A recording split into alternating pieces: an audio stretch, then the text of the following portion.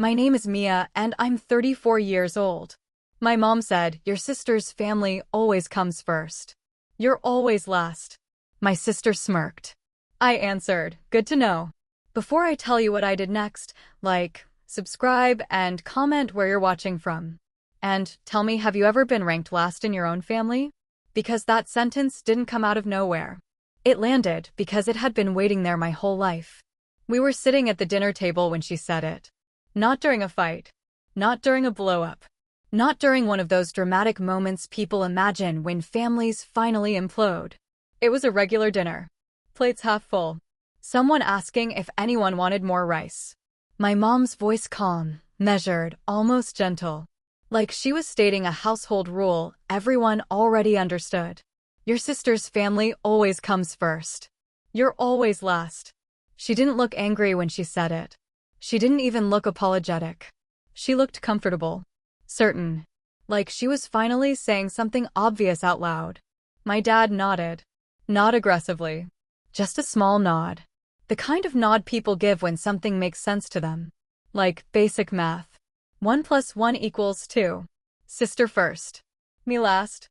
And my sister, she didn't even try to hide it. She smirked. Not a big smile. Not laughter. Just that tiny curve of the mouth that says, I knew it. That says, I've always known where I stand and where you stand too. What hurt wasn't the words themselves. What hurt was how normal they sounded. How easily they fit into the room. How no one rushed to correct her. How no one said, that's not what we mean.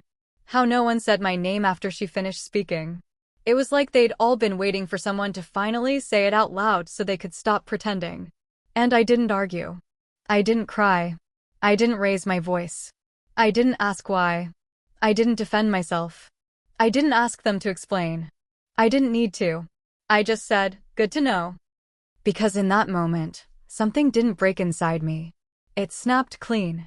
Like a rope pulled too tight for too long that finally gives way, not fraying, not slowly unraveling, just gone. That dinner wasn't the beginning of anything. It was the confirmation. I'd been last my whole life. I just hadn't heard it spoken so plainly before. Growing up, it was always small things. Quiet things. The kind of things people tell you not to be dramatic about. The kind of things that, if you point them out, make you look ungrateful. My sister's needs were urgent. Mine were flexible. If she had a problem, everyone stopped. If I had a problem, I was told I'd figure it out. And I did. Every time.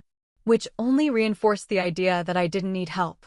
They called me strong, independent, low maintenance, responsible. They said it like praise. But what it really meant was convenient. Birthday parties planned around her schedule. Vacations booked around her kids. Holidays adjusted for her stress. If something had to be sacrificed, it was always assumed I'd be the one to do it.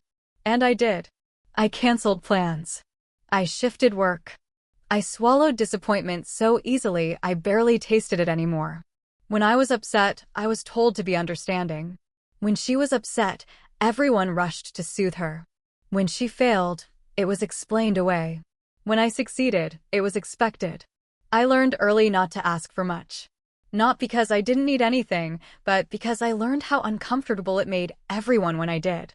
I wasn't unloved. That's the part that confuses people. I was loved in theory, in language, in intention. Just not in action when it actually cost something. Love that came with conditions. Love that depended on me not needing too much. Love that disappeared the moment I required the same care that was freely given to someone else. And as we got older, nothing changed. The pattern just got more expensive. I paid my own way, built my own stability, learned how to budget like no one was coming to save me, because no one ever had. Every time I stood on my own 2 feet, it became proof that I didn't need support. That I was fine. That I could handle it. Meanwhile, my sister's chaos was treated like a shared family responsibility.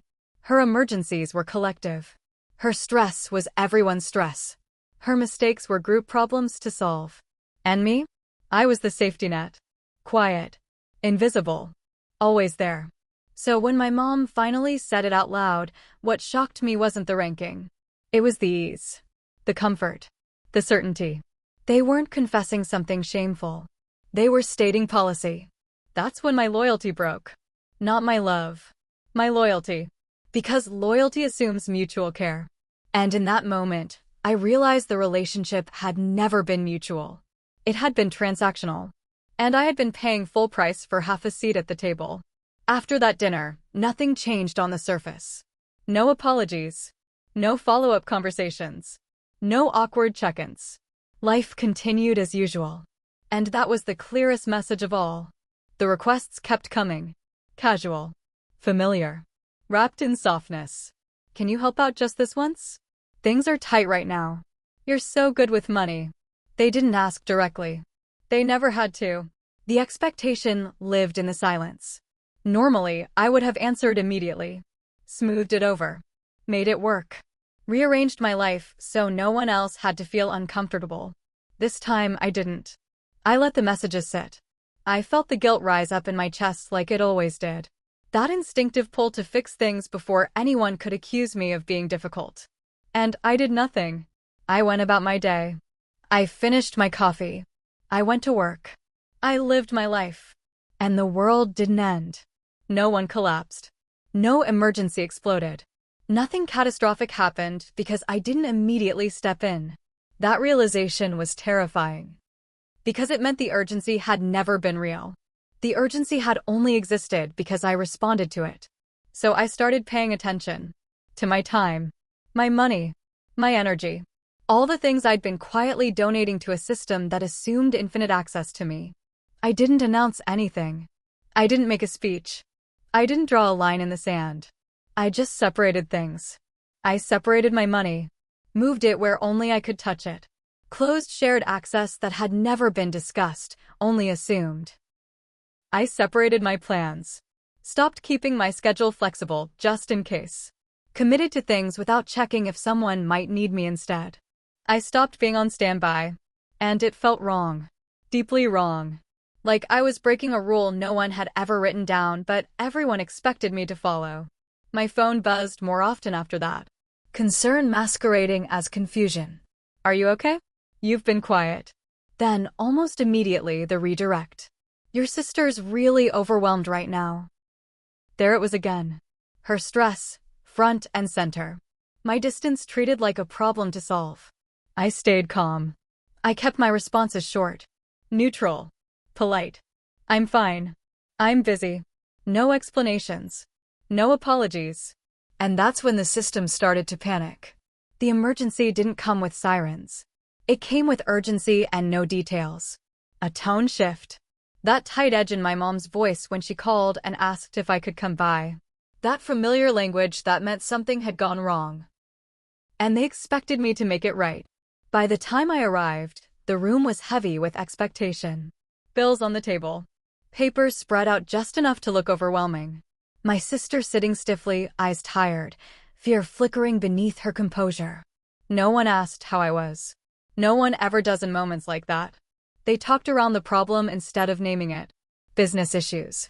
Delays. Unexpected expenses. Temporary setbacks. They kept using the word temporary like it was a spell. And then they stopped talking. The silence was thick. Charged. Everyone looking at me without quite looking at me. No one said, "Can you help?" They didn't have to. They expected me to pay. To absorb it. To make it disappear the way I always had. I was stable. Responsible. Child-free. The solution. I felt that familiar pressure in my chest, the role settling over my shoulders like a weight I'd carried my whole life. And then I asked the question. What's the plan if I don't? The room froze. Not anger. Not outrage. Confusion. Genuine confusion. Like I'd just spoken in a language they didn't recognize. My mom looked hurt. My dad looked bewildered. My sister looked panicked. That question had never existed before. Not helping had never been an option. I didn't raise my voice. I didn't accuse anyone. I just waited. They didn't answer. I asked for time. Not to figure out how much I could give, but to decide if I would give anything at all. They assumed help was coming. They always do. I went home and prepared quietly. Not emotionally. Practically. Because if I stepped into this, I wasn't doing it as the family's safety net. I was doing it as an equal, with boundaries. When I came back, I didn't come with a check. I came with terms. Clear ones. This wasn't free money. This wasn't open-ended support. This wasn't me fixing things while everyone else stayed the same. I watched their faces change as they realized what I was offering wasn't rescue. It was structure. They called me cold. They said, we're family. They said I was making things harder than they needed to be. And I told them the truth. Helping without boundaries would destroy my future. It already had, piece by piece. Being last taught me how to survive alone. It taught me how to plan like no one would ever catch me if I fell.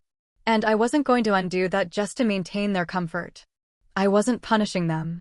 I was protecting myself. They had a choice. Accept the terms. Or face the consequences alone. And for the first time in my life, I meant it. I was calm either way. Because something had shifted that couldn't be undone.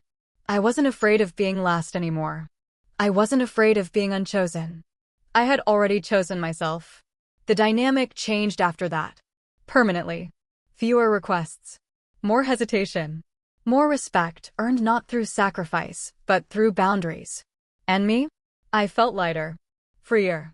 Not because everything was perfect, but because I was no longer responsible for holding everyone else together. Being last isn't something you fix by trying harder. It's not something you earn your way out of. Sometimes, being last is the sign that it's time to step out of line entirely. If this story felt familiar, if you've spent your life being strong so everyone else could stay comfortable, comment below. Tell me where you're watching from. Like, subscribe, and remember, being last doesn't mean you're worth less. It just means it's time to stop standing where no one ever planned to meet you.